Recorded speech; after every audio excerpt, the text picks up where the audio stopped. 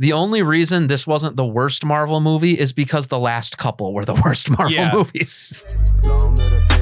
Tell her how it is and make a phone for the softman. This is how I live till I end up in my coffin. What's up, guys? Welcome back to Red Top Report. We're going to be doing another movie review today because we went to the movies. We saw a Marvel movie. We're talking about Ant-Man and the Wasp, Quantumania. And as you know, who have I had on for movie reviews before? The person I went to go see the movie with, of course, Charlie Hornbacher, the head of production at Church Militant.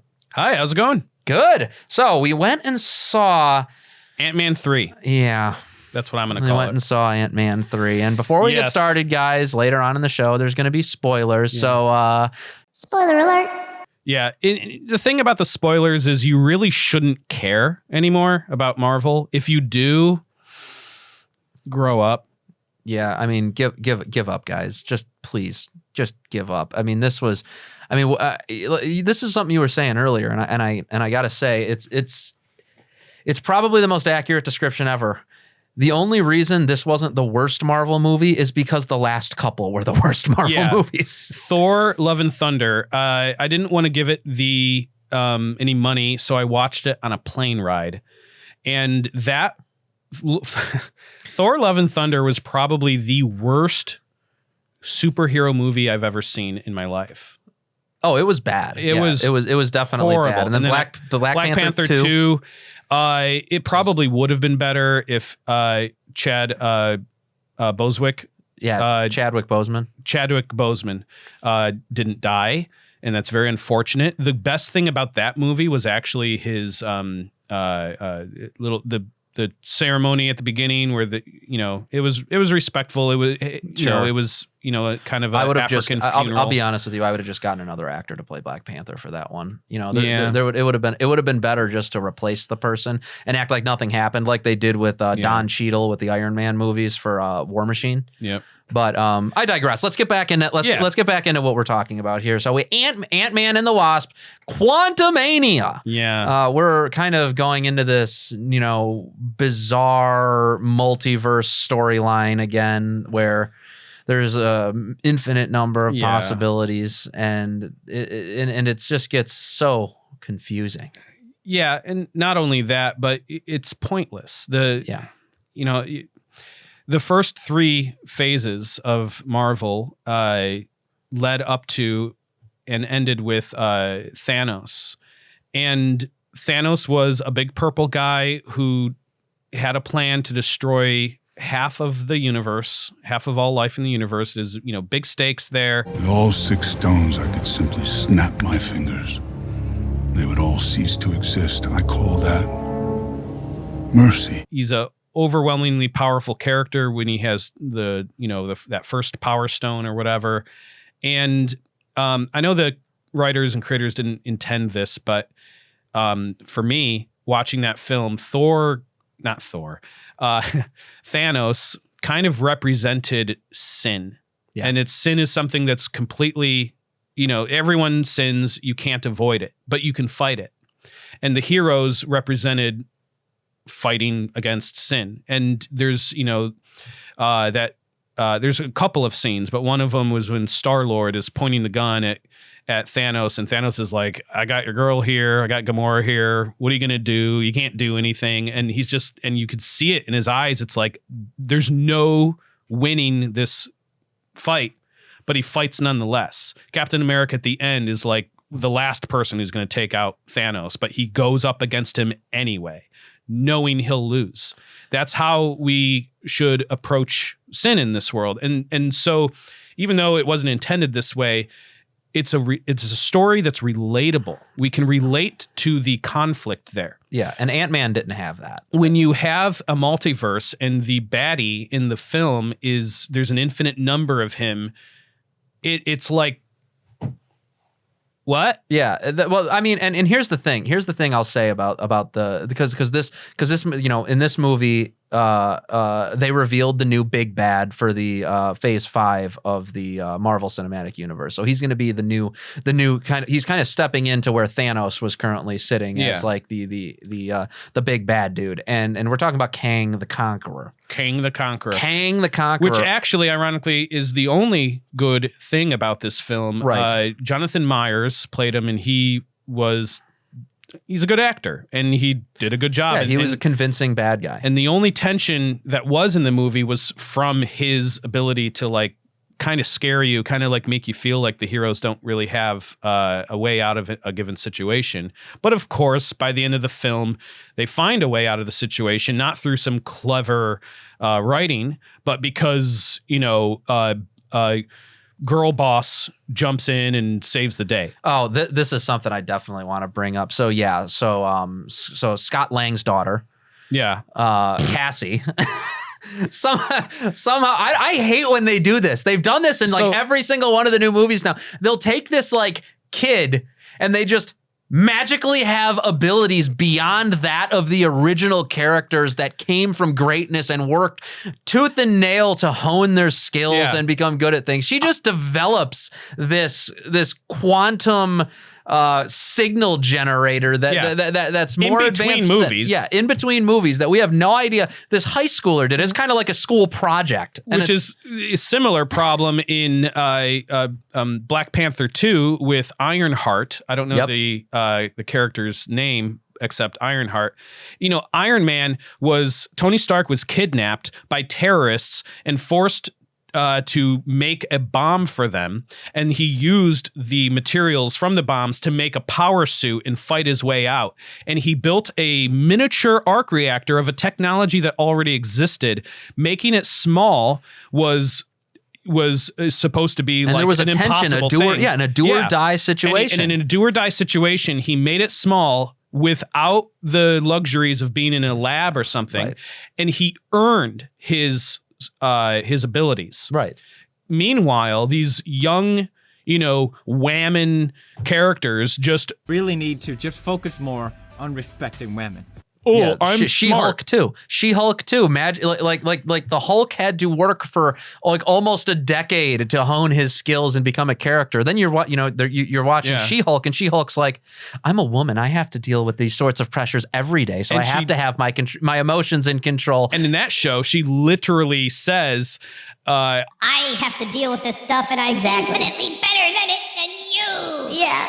And it's just so cringe. It's not good. And another, there's a million little critiques of Quantumania.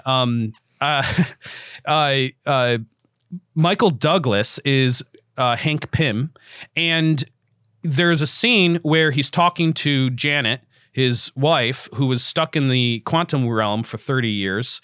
And we learn in this film that while she was there and met these people, that she had needs and had to, and so she hooked up with Bill Murray.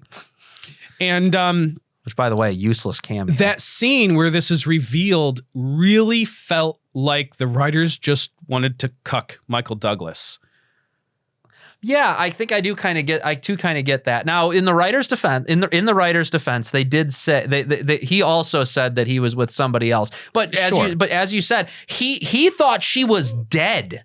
Right? He had every reason. And the other movies, he had hope that she was alive, but the other movies made it clear that he had thought that she was dead. Did it? Okay. Pretty much. I think so. I think the other two movies, he seemed like she was never coming back. She went in there, and I think there was like the hope that she's alive, but at the same time, it was kind of like realistically she's gone. Right. And so he was with another. He was with some other woman, which felt like Michael Douglas work that into the script. Yeah, but here's the worst part about Michael Douglas's part in the whole thing. He phoned it in. He phoned it in. His acting wasn't good. It was kind of like it kind of. I'd phone it in too. He seemed like a like he was acting in a kid's movie, not acting in a real story with real Speaking of tensions and kids stuff. movie, Yeah, we'll be talking about that in a second. But the problem that I had with Michael Douglas was that they kind of turned him into like this cartoon character version of like Vladimir Lenin in like the show, like where he's this communist revolutionary that's using the ants to overthrow the evil dictator. And then at one point he's like, I know socialism's a dirty word, but it's a loaded term. That's what he's loaded. You know, if we're supposed to be like ants, sure, then we can be socialist, but we're not ants, we're human. We all, okay? and here's the thing: we know the writers weren't trying to say that, you know, oh, ants are these useless drones that they're just these drones that have no happiness or joy. They just do everything that they're told. They're cogs in a machine, sort of thing. That's not the analogy they were trying to make. They were trying to say, hey, maybe we should be more like the ants. They have this nice functioning society that advanced. Are just cogs in the machine. Exactly. That's the problem with the writing. They're so delusional. Marvel movies in Phase 4 and leading into Phase 5, the writers just don't know how to relate to the common way of thinking. It's and the common delusional. folk. It's a delusional thing to think that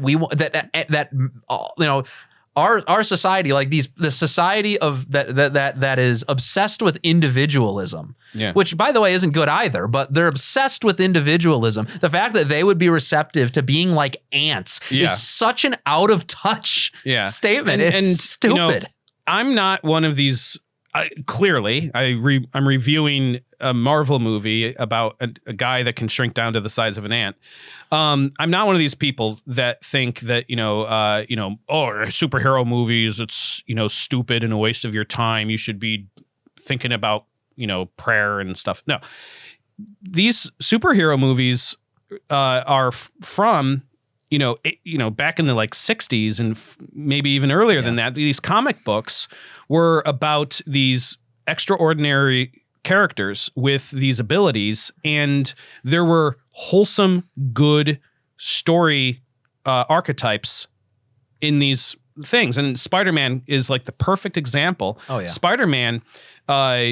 Peter Parker witnesses his dad die, and he actually is indirectly responsible for that. And the whole idea of Spider-Man is that you own up to your responsibilities, and with great power comes great responsibility. Remember, with great power comes great responsibility. And that's good and wholesome. And I think the Gen Xers in our world who have grown up on Spider-Man, and to a lesser extent some of the other superheroes, they're not, generally speaking, these woke losers that have no touch to humanity.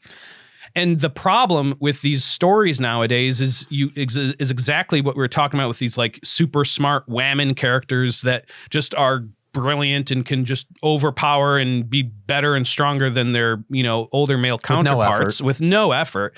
It's not relatable. It's not a good story. There's no struggle. What's there to relate to? What's there to teach a kid?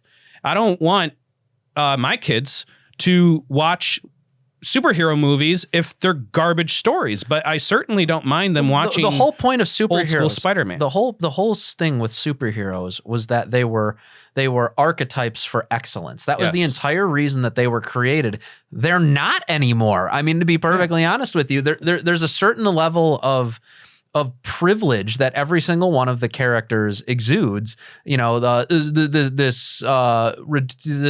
This just superhuman intelligence that just seems to exist and no one understands why. They're just really special and really special young people. And what they'll do, like they did with Ironheart, is they'll make one of them like black or something. And then when they make them black, they'll just be like, well, because she's black, she's had to go through so much. And that's actually why she's super smart. No one believes that. Yeah. No one finds that relatable. People subconsciously roll their eyes at that part of the story. If they actually wrote a story where Ironheart, the young black girl, goes through some actual troubles and you see, not hear about her troubles, right? Well, then maybe they could make a good film. But being black is enough for these woke writers, and that's the problem. There's a term, there's a phrase in film and video people, and it's show don't tell. Yeah.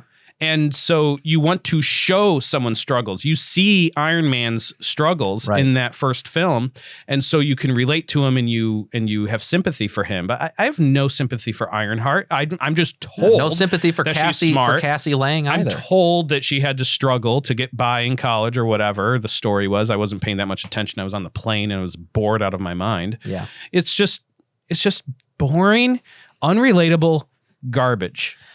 Here's the thing.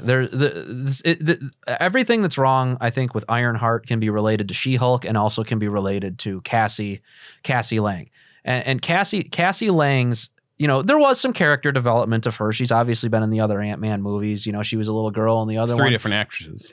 Yeah, well, nothing we can do about that, I guess. But there's just 3 different actresses, and throughout the progression of the film, she did lose her father for 5 years, and that was probably rough on her and stuff. But the fact that she just became a superhuman studying under is it Pym or Pym? Pym. P-Y-M. P-Y-M, yeah. Pym studying particle. studying under Pym. And just becoming a genius and developing this portal into the quantum realm, from reading her grandpa's book. Yeah, it's just there's nothing there. There's nothing to that. And I want to go a little bit deeper into this because the dialogue throughout the movie. Yeah. It was absolute trash. And not only that, they stole stuff from other movies. And remember I told you we were going to be getting back to this. Oh, yeah. They brought in MODOK. MODOK is originally an Iron Man villain from the comic books. I suppose they brought him in as a comic relief because he was just so weird looking and goofy. Yeah, and I'm going to defend the Marvel writers on this one a little bit. You can't make MODOK a realistic and good character because even in the comics, he's stupid. He's like this big-headed, big-faced weirdo that's like riding around on a floating chair and just has all these death things that just come out of his. He's a stupid character. Yeah. But I would have preferred him just be left out entirely. Well, one of the most cringy bits of dialogue between him and Cassie on a little bridge thing after he's like kind of sort of defeated. It's just the worst. Yeah, I don't even know what to repeat. We're not gonna repeat it. But basically, he says, "Don't be a D word. Don't be a Don't be a D word." He's like, "Huh? I never thought of that. Gee, thanks, Cassie. Well, you really changed." I'm a D word. Yeah. He's like, there's nothing to that, and this is like, well, and that speaks to one of the problems with Marvel movies nowadays is that they take scenes that might actually work if you are a little bit serious, but then they just throw in some cheap jokes for a cheap laugh because, oh, God forbid, the audience doesn't laugh every 5 seconds. So you not only are taking the tension out of the scene because I don't care about the characters because they're written poorly, but you also take tension out of the scene by just throwing in some dumb joke. They could have had a meaningful little bit of dialogue there, and they could have had a little character development for this weird floating head, but they just cheapen it. They just cheapened it. They just said, "Yeah." He's like, "How did your face get so?" Because he used to be just a regular man. He was just a regular. Dude, he was actually one of the bad guys. He was the first Ant-Man villain. Exactly, the Bumblebee guy or whatever. And he, it was a Hornet. Was it the Hornet? Yeah. Was he called the Hornet? I don't remember what he was called. We can have that added. Bronan can throw that up. But anyways, he was a man, and they just said, "Oh yeah, he just got dipped in some goo to make him MODOK, and that's exactly why he's all weird and misshapen." But the funny part about that is that you have this scene with Ant-Man and the Wasp, and you know how the Wasp is yellow, and then Ant-Man is this reddish color. And then you have MODOK, right there as well. And you look at the 3 pictures, you can put it right next to like the Spy Kids 3D movie with George Lopez as the robot guy. It looks exactly the same. There's no way that they didn't purposely rip that off. Yeah. Well, and also with all of the CG, weird looking CG in that film, it looked like Spy Kids. There's shots that you're like, seems like just from like 15 years ago. By the way. It's not the look of the film isn't all that much better than Spy Kids. No, the CGI is awful. You can tell when the actors are acting on a green screen. For one, the background looks like a acid trip, and for two, it's there. Just watch Michael Douglas in the film. He's bored out of his mind with every line of dialogue he has. Yeah, well, I mean, that's what happens when they make him play a communist, right? I don't blame him. Sorry, Michael Douglas, that must be really hard for you. Real estate for life. If you are looking to move and get out of a Democrat-run cesspool, consider working with a pro-life realtor.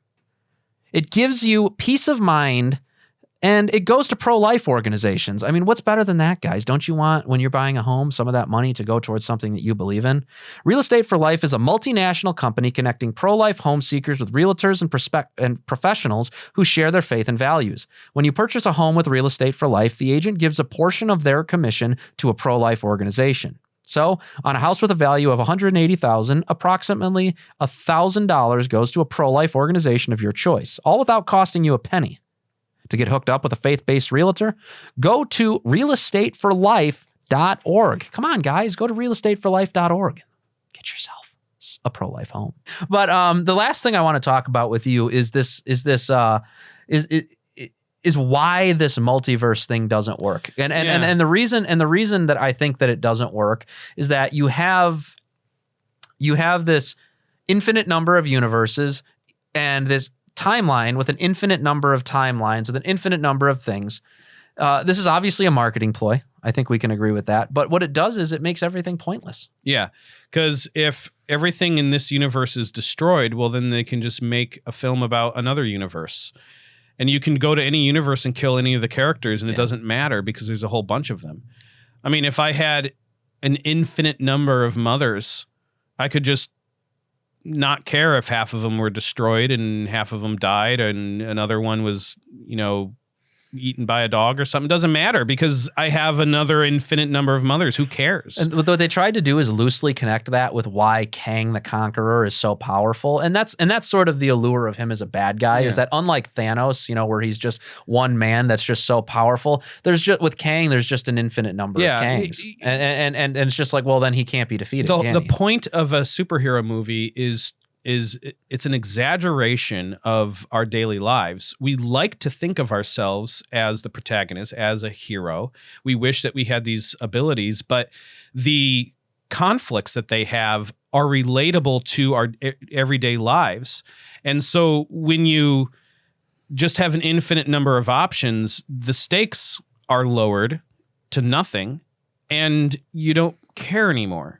Yeah, if there's an infinite number of universes, then no victory actually matters. Nothing actually matters. It's almost what they're trying to do to expand storylines is actually injecting nihilism into their own universe, right? Because there's no God, because there's no highest good, there's no end, there's no beginning, there's no really anything at all whatsoever.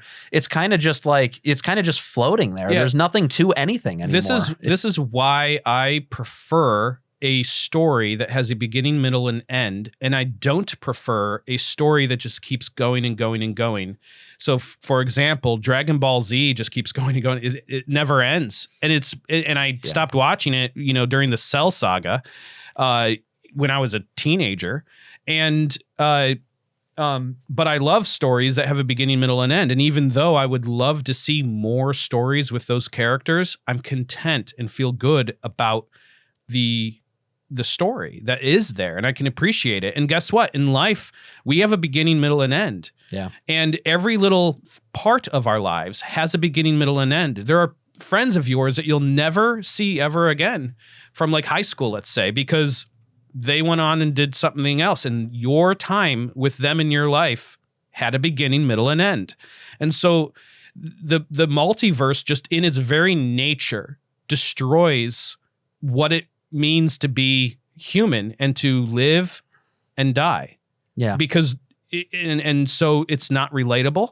The stakes are gone, and then you have a boring film. And you know what? I'm pretty sure they're reworking things. That's what I'm hearing, because Phase 4 has really, really wrecked Disney. Yeah, I think subscribers. I agree. I think you're right. Now, but if you were to rate this Marvel movie, 1 out of 10. 1 out of 10. 1 out of 10. 1 out of 10. I would give Thor: Love and Thunder 0 out of 10. I'd give Black Panther 2 a 0.5 out of 10.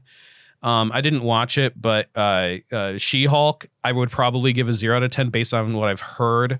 Loki I'd give maybe middle of the road 5 or 6 out of 10. The Eternals should have been a TV show, but they made it a movie and it was over convoluted. I'd give that like a 3 out of 10. And then Phase 4, just in general, Yeah, has the been a complete dumpster fire the only for the most part. movie, which is arguably actually kind of the tail end of Phase 3, was Spider-Man No Way Home.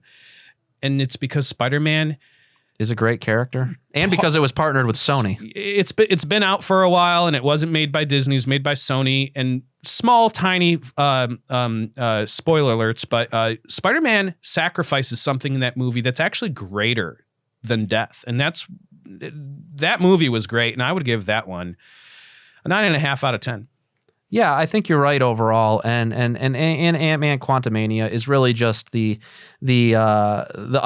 icing on the turd cake that is Marvel's Phase 4. Now we're gonna see what happens coming in Phase 5. We're gonna hope that they get their act together, because there's a lot of good. I'm not going to hold out too much hope. No, I wouldn't. It's probably going to be even worse than Phase 4. But like I said, these are the things that we got to think about moving forward in the cinematic universe for Marvel, and I don't see it surviving another phase like this one.